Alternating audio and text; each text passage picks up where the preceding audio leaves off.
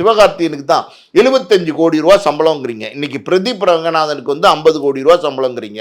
இன்னைக்கு வந்து பார்த்தீங்கன்னா விஜய்ங்கிற ஸ்டார் வந்து 275 கோடி ரூபா. அஜித் வந்து பார்த்தீங்கன்னா எனக்கு வந்து 175 கோடி 180 கோடி கொடுத்தாதான் அடுத்த படம் கமிட் பண்ணுவேன்னு பிடிவாதமாக இருக்காரு. இன்னும் அஜித் படத்தினுடைய அடுத்த படம் ப்ரொடியூசர் யாருன்னே தெரியல. ஆதிக்க ரவிச்சந்திரன் டேரக்டர் முடிவு பண்ணிட்டாங்க. ஆனால் அடுத்த படம் ப்ரொடியூசர் யாருன்னே தெரியல.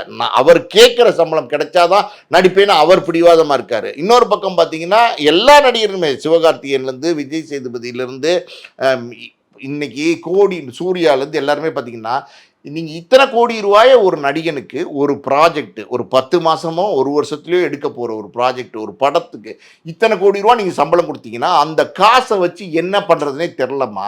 அந்த காசை வச்சு என்ன பண்ணலாம் அப்படின்னும் போது சும்மா இருந்தால் என்னென்னா கை அரிக்கும்னு சொல்லுவாங்க. அந்த மாதிரி நம்மன்னு இருக்கிறதுனால என்ன பண்ணாங்க, சரி அவனை கெடுப்போமா, இந்த இவனை கெடுப்போமா, இந்த அவன் நல்லா இருக்கானே அவன் என்னன்னு பார்ப்போம் ஒரு கை. இப்படி வந்து உங்களுக்கு மைண்ட் வந்து ஒர்க் பண்ணுது.